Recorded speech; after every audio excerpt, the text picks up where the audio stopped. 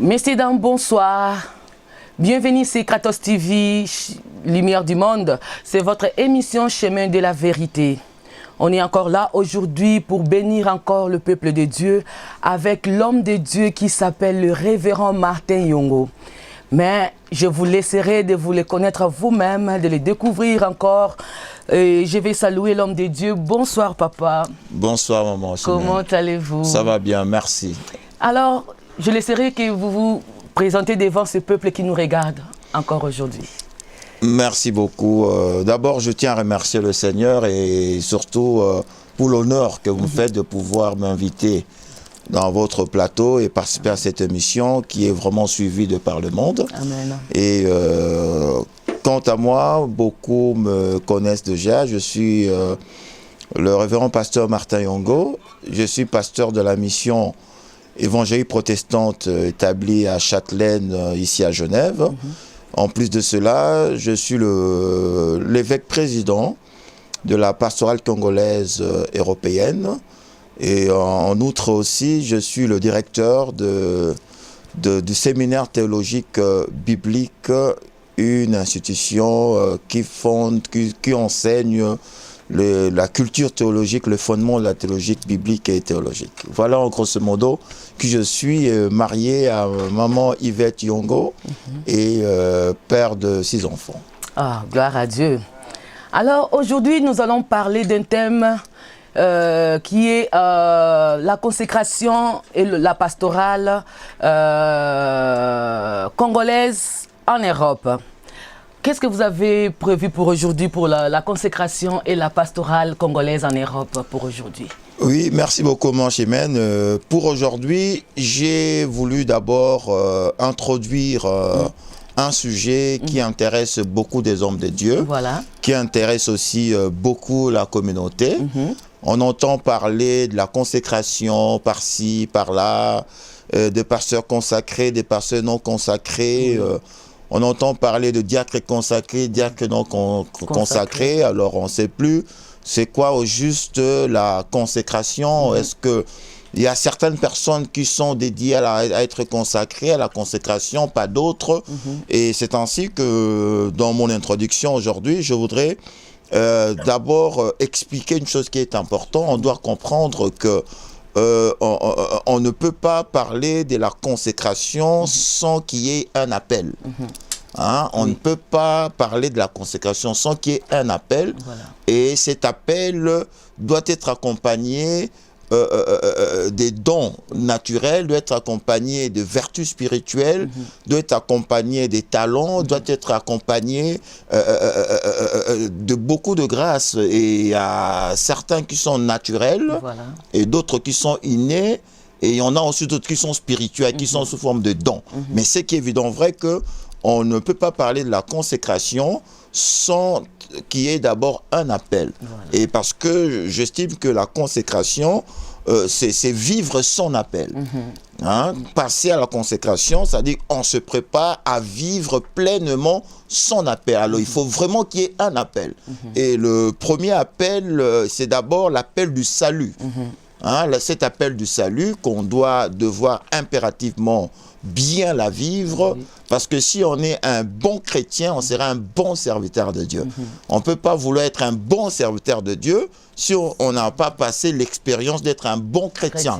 C'est pour cela que nous voyons beaucoup d'hommes de Dieu, ils ont négligé leur vie chrétienne et ils s'efforcent à être un excellent serviteur de Dieu. Voilà. Et c'est-à-dire, il y a certaines expériences qu'on n'a pas pu acquérir étant serviteur de Dieu. Et c'est ainsi que nous constatons qu'il y a beaucoup d'abus. Voilà. Il est difficile à certains hommes de Dieu de vivre pleinement leur appel et demeurer dans la consécration. Parce que la consécration n'est pas la cérémonie. Voilà. Hein, la consécration n'est pas la cérémonie. C'est comme le mariage. Voilà. C'est pas le jour de la bénédiction nuptiale. Oui. Il faut se préparer pour le reste de la vie. Tout à fait. Voilà.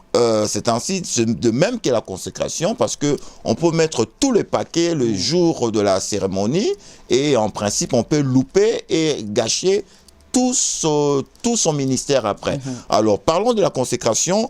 J'aimerais d'abord, comme je l'ai dit tout à l'heure, la première des choses, c'est vivre son appel. Voilà. Et le premier appel, c'est l'appel du salut. Parce que j'aimerais vraiment qu'on puisse comprendre qu'une chose qui est très importante, il y a l'apôtre Paul qui nous dit dans Romains chapitre 12, hein, que nos très chers internautes puissent lire avec nous dans Romains chapitre 12, juste le premier verset. La Bible nous dit ce qui suit. Je vous encourage donc. C'est l'apôtre Paul qui encourage. Vraiment, c'est un encouragement.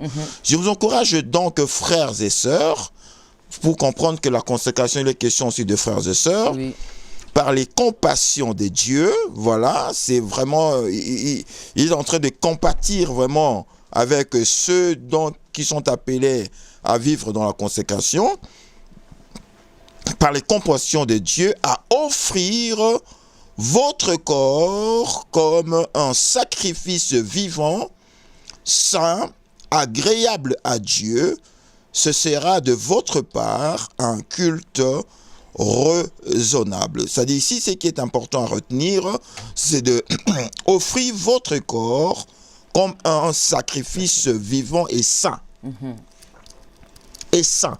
Quand on parle de saint, là, on parle d'une vie sanctifiée, d'une vie réservée. Parce que la sanctification va de pair avec la consécration.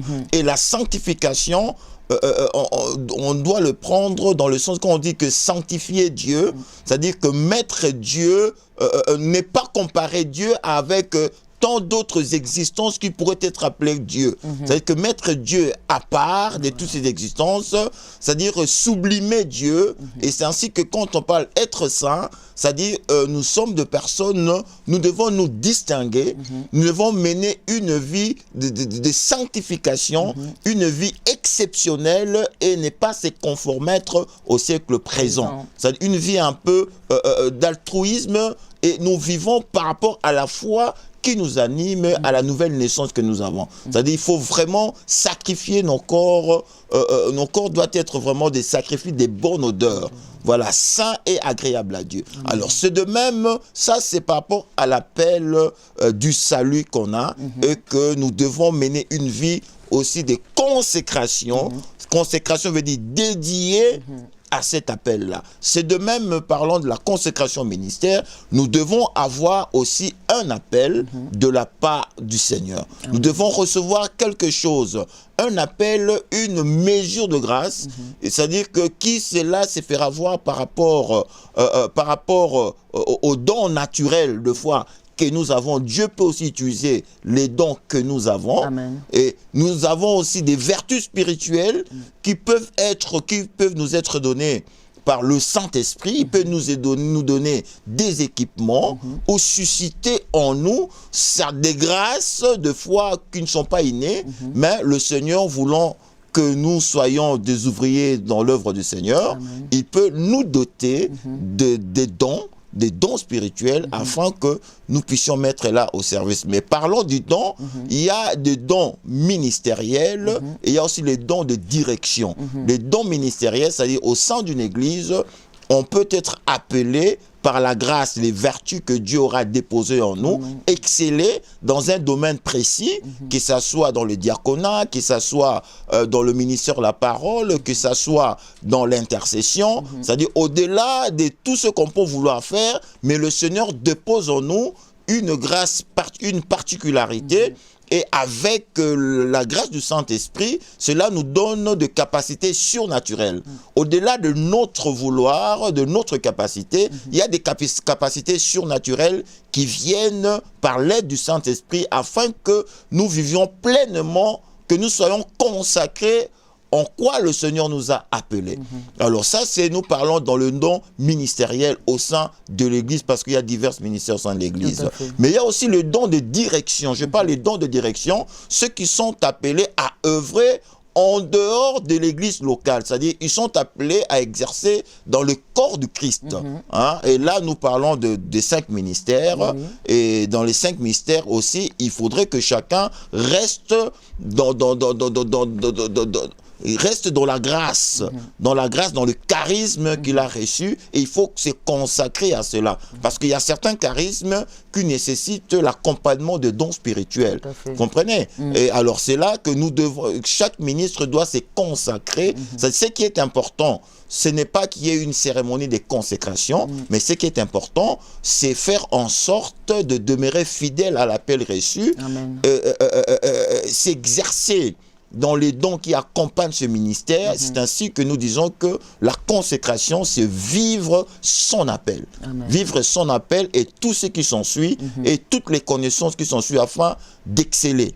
Voilà, c'est ça, en grosso modo, en résumé, c'est que je peux parler par rapport à la consécration. Alors, on peut trouver aussi des pasteurs ou des hommes de Dieu qui ne sont pas consacrés réellement dans l'œuvre de Dieu. Bon, nous devons comprendre qu'il y a la consécration, c'est-à-dire une personne qui vit son appel, et c'est qu'on peut aussi dire la reconnaissance du ministère. C'est-à-dire il y a certaines personnes, ils ont évolué peut-être dans certains milieux où les personnes, les aînés dans la foi ont de la peine à reconnaître leur ministère, mais ils vivent pleinement l'appel qu'ils ont reçu de Dieu, un appel authentique.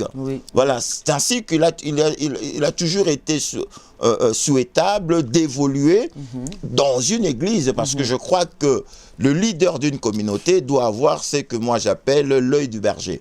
Voir qui sont ces frères et sœurs qui sont en train d'exceller, qui sont en train de se démarquer, qui sont en train de cultiver la grâce d'exercer, qui demeure dans l'appel authentique de ceux qu'ils ont reçus, pour les accompagner afin que, au moment voulu, que la personne, que le ministère soit reconnu. Mais on ne peut pas reconnaître un ministère sans que le ministère puisse faire preuve au sein d'une communauté. C'est-à-dire que la reconnaissance du ministère vient après que la personne soit déjà consacrée dans l'appel, parce que ça, c'est l'œuvre de Dieu. C'est Dieu qui consacre, c'est Dieu qui met en nous, c'est Dieu qui nous appelle dans un charisme, dans un domaine particulier, pour l'avancement de l'Église, et celui qui ressent cet appel, c'est la personne qui s'investit corps et âme en écoutant les orientations avec l'aide du Saint-Esprit et l'accompagnement de l'Église. Et ce n'est qu'après que ce ministère sera reconnu au sein de la communauté, comme a été le cas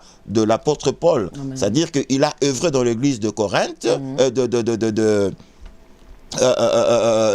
dans l'Église missionnaire, il a œuvré, c'est alors l'Esprit dit, mettez-moi à part Paul et Barnabas.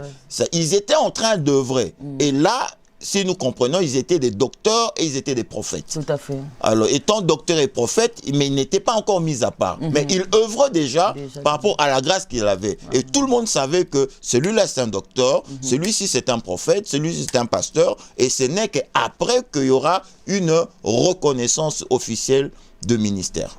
Alors, par rapport bon, je peux demander comme des hommes de Dieu qui se réveillent du jour au lendemain, on voit à des fois que non, ce n'est pas encore... Bon, l'Esprit de Dieu parle il parle à la personne lui-même. Ce ministère-là, est-ce que ça va vraiment progresser?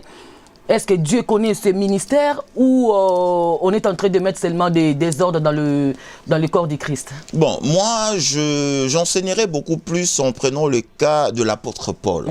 Tout le monde connaît qui était l'apôtre Paul. L'apôtre Paul était vraiment un persécuteur, quelqu'un qui a persécuté l'Église. C'est un criminel. Mais cette personne qui était criminelle, avec un mauvais témoignage, il a fait une rencontre exceptionnelle avec Dieu. Et dans cette cette rencontre, il n'y avait ni l'apôtre Pierre, il n'y avait ni l'apôtre Jean, il n'y avait pas d'apôtre. Il était seul sur son chemin de Damas. C'est là où il a rencontré le Seigneur. Dans le secret de Dieu, le Seigneur en avait voulu ainsi. Il y a eu une rencontre et l'apôtre Paul a commencé à prêcher l'évangile sans qu'il ait eu l'opportunité de rencontrer un seul apôtre. Mais il était tellement sincère et vrai, mais au fil du temps, il avait trouvé judicieux de ne pas continuer à travailler en solo et d'aller rejoindre les apôtres à Jérusalem. Il a fallu qu'il aille quand même présenter, c'est Jésus qu'il avait rencontré, qui lui a confié une mission et il y a eu un échange et son ministère était reconnu par les apôtres. Voilà, tout simplement, on peut recevoir un appel personnel, personne ne peut naître là, mais ce qui est évident que Dieu tellement, parce que l'Église, c'est une communauté. Et l'Église, on ne peut pas vivre un ministère seul, on ne peut pas être sans. Non, il n'y a pas de chrétien seul, il n'y a pas de ministère seul. Un chrétien a une communauté, et puis un ministre, il a quand même un ministère qui est parmi tant d'autres ministères, parce que nous devons nous surveiller, nous devons nous contrôler. Parce que dans l'Église, le responsable, dans l'Église, on appelle des anciens, c'est-à-dire des presbytères. Alors, mais au niveau des ministres, il y a aussi des anciens qui sont les aînés aussi dans l'enfant dans le ministère, qu'on appelle des bishops ou bien des archevêques. C'est-à-dire qu'on doit vivre toujours dans une structure et n'est pas nous décourageons les ministres qui font des ministères isolés et sans qu'il y ait une communauté ecclésiale. Parce qu'il peut y avoir, on peut dévier doctrinalement, on ne saura pas qu'on a dévié. L'apôtre Paul, qui a reçu le Seigneur, qui a reçu la révélation, pour qu'il ne soit pas qu'il ne puisse pas faire une déviation doctrinale, il est allé confronter sa doctrine, confronter les apôtres, échanger afin que son ministère... Pas le PCE. Bon, la PCE, c'est la pastorale congolaise européenne. C'est une institution qui fédère des ministres de Dieu congolais et amis. Quand on dit amis, c'est-à-dire on peut ne pas être congolais d'origine, mais on est amis du Congo parce qu'on est né peut-être au Congo, on a évolué au Congo, on a un attachement depuis 2014 qu'on a commencé ces rencontres. Depuis 2014. Et actuellement, nous sommes aussi en Asie mineure, ici à côté, vers la Turquie et consorts. Et en Europe, orientale aussi, on commence à aller jusqu'à Hongrie. Et nous avions notre synode de ministres de Dieu congolais il y a 2 années passées. Nous avions invité des éminents serviteurs de Dieu de la République démocratique du Congo. Ils sont quand même venus participer à ce synode. Nous avons invité aussi des éminents serviteurs de Dieu qui sont venus des États-Unis d'Amérique. Et ils sont venus. Et nous sommes quand même décidé qu'il y ait implantation de la pastorale congolaise, pas seulement européenne, mais l'impulsion est venue à la pastorale européenne. Nous voudrions quand même qu'il y ait des pastorales congolaises dans tous les pays.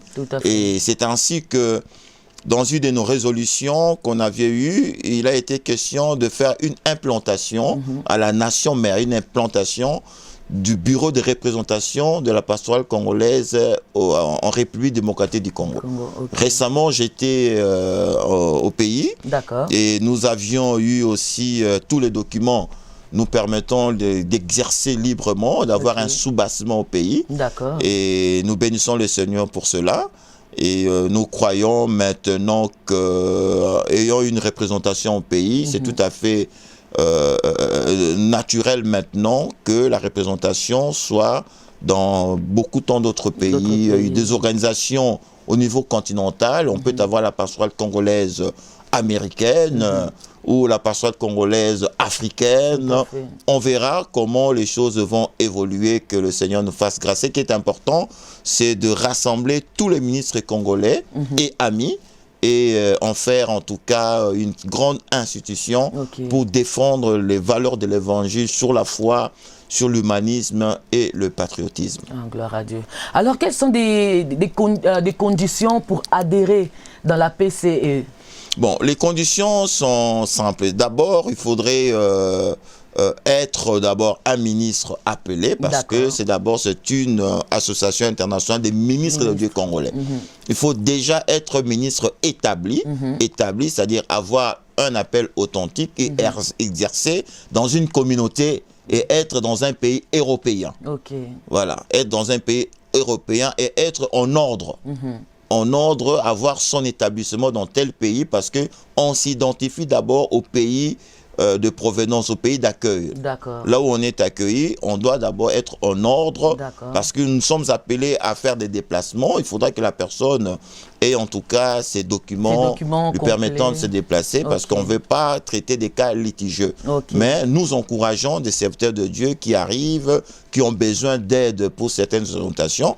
Nous allons quand même les aider. Mais pour devenir membre, il faut être établi dans un pays, avoir un ministère authentique et exercer dans une communauté et être quand même connu parmi des pasteurs, et avoir un bon témoignage, tout à fait. Ça c'est tout à fait impératif, avoir un très bon témoignage. Tout à fait. Et nous accueillons ces pasteurs et nous essayons de présenter un peu nos valeurs que nous défendons, parce que si on ne partage pas les mêmes valeurs, il est difficile d'être le nôtre, parce que nous sommes appelés à défendre le nôtre, et c'est ainsi que nous devons partager les mêmes valeurs de la foi, de l'humanisme, du patriotisme. Il y a un temps de change afin que la personne ait quand même un sentiment d'adhérer à une institution prestigieuse. Nous sommes tous appelés à défendre l'image de la pastorale congolaise par rapport à ces grands dieux que nous servons, et nous sommes aussi appelés à se sentir soutenus en cas de difficultés. Tout à fait. Alors c'est ainsi que nous prenons le temps d'expliquer toutes ces choses aux pasteurs qui adhèrent à la pastorale congolaise européenne. Et notamment, il y a dans le règlement d'ordre intérieur pour adhérer, parce qu'on a droit à une carte, à une carte de ministère. Et cette carte, elle est internationale, et aujourd'hui, avec ta carte, tu peux être reçu au pays avec, avec beaucoup de considérations. Et nous sommes en train de travailler que les ministres de Dieu congolais, qui sont vraiment des notables, ils sont des notables en diaspora, parce qu'ils font un travail combien remarquable au sein de la communauté. Et nous voudrions quand même que ces pasteurs soient quand même honorés par rapport à ce travail social, ce travail spirituel, tous ces accompagnements qu'ils font auprès de la communauté en diaspora. Ok, d'accord. Alors, comment, ou je peux dire même pourquoi ça vous est venu dans l'idée de faire la PCE? Bon, l'idée est venue, c'était une période un peu de crise. L'Église passait une période de crise, l'Église en diaspora. Une période de crise où sur les écrans, dans le média, on parlait beaucoup de pasteurs farceurs, des faux pasteurs. Et alors on avait vite remarqué que c'était ça qui défrayait un peu la chronique, On parlait que des faux pasteurs. Et les pasteurs ne croyaient plus au ministère pastoral, on ne croyait plus aux hommes de Dieu. Les hommes de Dieu étaient dénigrés. Alors c'est comme s'il n'y avait personne qui pouvait défendre ces pasteurs. Alors on s'est dit, en tout cas, il est grand temps pour redorer un peu le blason, redorer le blason un peu terni du ministère, parce que nous croyons que nous avons reçu un appel authentique. Nous ne sommes pas tous des faux pasteurs. On ne va pas laisser l'espace médiatique parler toujours des faux pasteurs comme si les vrais n'étaient pas là. On s'est dit non, nous devons quand même occuper cet espace médiatique. On doit redresser les choses, parce que la Bible dit le fer aiguise le fer. Alors on s'est dit qu'on va quand même se lever, on va s'organiser, et l'appel a été lancé à tous les ministres de Dieu congolais de par le monde. Et on a répondu massivement à cet appel.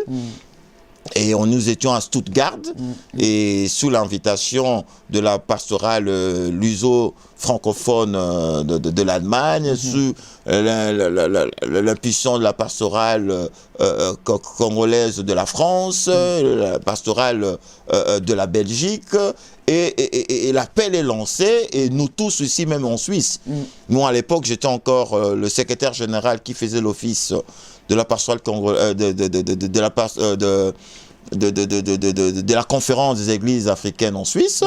On n'avait pas encore une pastorale établie en Suisse. Alors j'ai répondu à cet appel, et alors nous sommes partis de tout le pays d'Europe. On a répondu, et de là nous avons pris la résolution de mettre en place la pastorale congolaise européenne, une association d'utilité internationale. Et c'est ainsi que notre siège se trouve en Belgique. D'accord. Et nous travaillons sous l'arrêté royal au niveau de la Belgique. Et puis nous sommes en tout cas établis dans plus de 15 pays ici en Europe. Et on continue à étendre, à récupérer, d'abord à retrouver des champs missionnaires où s'exerce l'œuvre de Dieu par le ministre Dieu congolais, et on essaie de fédérer, et on continue à fédérer, à sensibiliser et à mobiliser les pasteurs afin d'être ensemble et de partager les mêmes valeurs. Voilà, l'idée est venue, comme je dis, dans une période de crise, et on s'est dit, nous devons relever le défi pour redorer le blason terni des ministres de Dieu congolais et combattre les anti-valeurs. Ça, c'est une bonne idée, en tout cas. Voilà. Mais comment ça se trouve que le siège est en Belgique, mais vous, le président, vous vous trouvez ici en Suisse? Bon, parce que cela a été une résolution de l'Assemblée générale. On s'était dit, par rapport à l'historique de notre pays, parce que la pastorale congolaise européenne, par rapport à l'histoire de notre pays, il a fallu quand même qu'on ait une représentation en Belgique. D'accord. Hein, ça, c'est un peu d'après l'histoire entre le pays et l'Europe, comme c'est la pastorale congolaise européenne, et que la Belgique étant notre pays colon, et puis non seulement cela, le rapport qu'il y a entre la Belgique et le Congo, c'est un rapport d'amitié extraordinaire. Et puis, les grandes institutions sont établies en Belgique, notamment l'Union européenne. Alors, on s'est dit, nous, la pastorale congolaise européenne, sera judicieux qu'on ait notre bureau de représentation en Belgique. Malgré, c'est en Belgique, mais nous avons le statut international. C'est-à-dire que toute l'Europe, on peut tenir nos réunions partout dans le monde, mais le siège est en Belgique. Alors moi étant l'évêque président, et je suis de la Suisse, mais c'est tout simplement parce que nous avons la rotation. C'est-à-dire que à tous les 2 ans, ah, d'accord. Alors, votre mandat, ou peut-être vous serez là pour toujours. Mais non. Il y a quand même alternance chez nous, il n'y a pas de problème. Moi, d'ailleurs, je suis le 3e président. Le premier président de l'institution, c'était l'évêque Nestor Wemboloa, qui était le premier président de notre institution. Et le 2e président, c'était l'évêque Mosengo, Jean-Claude Mosengo de la France. L'évêque Wemboloa, lui, était de l'Allemagne. Jean-Claude Mosengo, lui, il est de la France. Et moi, de la Suisse. Voilà, je suis le 3e président. Je suis de la Suisse. En principe, le mandat est de 2 années. 2 années. J'avais commencé en mars 2019. Et mon mandat prend fin à la fin de ce mois de mars. Ah, alors, avec ce corona... Voilà, pratiquement, j'ai fait une année 2019 à 2020, un mandat plein. On a relevé beaucoup de défis. On a essayé de mettre les soubassements pour l'institution. Mais malheureusement, à la 2e année de mon mandat, il y a eu ce corona qui est venu. Alors, 2020 à 2021, on n'a pas pu vraiment organiser les réunions, malheureusement. Mais... entre-temps, nous avons tenu des réunions qui ont quand même donné des avancées assez considérables, notamment l'établissement de notre bureau de représentation au Congo. Et on a quand même avancé beaucoup tant d'autres choses, Dieu merci. Et voilà, que je fais presque un demi-mandat. Mais pour moi, l'essentiel est que nous avons quand même participé à l'avancée de l'institution. Je dirais que je suis fin mandat à la fin de ce mois. Je dois, en tout cas, je serai un président démissionnaire et je remettrai en tout cas mon tablier au conseil de président et à l'Assemblée générale qui décidera par rapport à la direction de l'institution. En tout cas, cela ne dépend pas de moi. Voilà. Nous, on est par consensus, on essaye de soutenir un candidat, on essaie de s'accorder autour d'une personne qu'on estime capable de pouvoir amener les affaires. Et cela a été le cas pour moi. Je remercie en tout cas tous les ministres de Dieu. Amen. Et j'arrive à fin mandat. Moi, je crois que je respecterai la volonté de l'Assemblée générale. Et je suis fin mandat. Et le reste, c'est tous les pasteurs, le président des pastorales nationaux, la pastorale, qui pourront décider pour la suite. Voilà. Pour moi, toute ma fierté était de servir l'institution. Amen. Alors, si je ose au moins demander, je crois que vous avez déjà fait 6 ans, hein, parce que là, j'ai vu, c'est des ans. Oui. Ça veut dire que vous avez déjà fait 6 ans. Oui. Alors, pendant ces 6 ans, vous pensez la PCE a porté... Europe qui ont tenté de mettre en place une pastorale congolaise européenne. Mais ça n'a jamais connu du succès. Alors, Dieu merci, avec l'initiative pendant la crise d'identité des ministres de Dieu, et cet appel a permis qu'on mette en place cette institution. Et croyez-moi, premièrement, depuis que cette institution a été mise en place, on a vu quand même qu'on commence à redorer l'image de serviteur de Dieu congolais. On commence à redorer l'image. Nous avons maintenant une institution répondante auprès des autorités, et c'est là, même dans les réseaux sociaux, on voit de moins en moins des abus, parce qu'on sait qu'il y a une pastorale, il y a des pasteurs quand même authentiques, des pasteurs qui craignent Dieu, des pasteurs qui défendent de vraies valeurs. Nous sommes montés en créneau. Et je crois que ça permet de baisser un peu des ardeurs de certains serviteurs de Dieu qui sont égarés. Et ça fait quand même partie des grands éléments que je dirais une grande contribution par rapport à l'éthique des serviteurs de Dieu et à la confiance qu'on doit faire auprès des hommes de Dieu. Ah, d'accord. Alors, nous sommes arrivés vers la fin de notre émission, mais avant cela, j'aimerais juste vous demander votre dernier mot. Oui, mon dernier mot, ça sera d'abord tout le plaisir et le mien de participer à votre émission Maman Chimène. Merci beaucoup. Merci en tout cas pour cette invitation. Merci. Je ne pouvais en tout cas résister à cette invitation. Amen. Parce que je vois comment vous êtes en train de percer, de s'épanouir dans cette œuvre. Amen. Et mes salutations aussi au pasteur Ruffin, Amen, votre épouse. Amen. Et voilà, ça c'est de 1. Et de 2, par rapport à la consécration, j'en appelle en tout cas à la conscience de tout un chacun, vraiment de vivre son appel, comme nous avions dit dans Romains chapitre 12, on nous interpelle vraiment à sacrifier nos corps vraiment comme un sacrifice agréable à Dieu, c'est-à-dire vivre vraiment son appel du salut, et au ministre de Dieu, vraiment de cultiver toute la grâce qu'on a reçue. Et la consécration n'est pas la cérémonie, mais c'est plutôt la manière dont nous nous investissons par rapport à l'appel reçu. Et le résultat, il n'y a que le Seigneur qui peut nous donner la gratification par rapport à ce que nous avions fait. Le Seigneur nous appelle à mener une vie de consécration, c'est-à-dire une vie selon l'appel reçu, pas une vie par imitation. Parce qu'il y a des hommes de Dieu qui ne vivent pas l'appel parce qu'ils ne sont pas en communion avec ces dieux. Ils n'écoutent pas ce que Dieu leur a appelé, mais ils commencent à vivre les copies, vivre comme d'autres ministres de Dieu qui ont fait leur expérience avec Dieu. Alors que les hommes de Dieu arrêtent de suivre d'autres hommes de Dieu, que chacun vive son appel, parce que chacun a son appel, chacun a son intimité avec Dieu. Tu ne peux pas servir Dieu avec l'intimité de l'autre.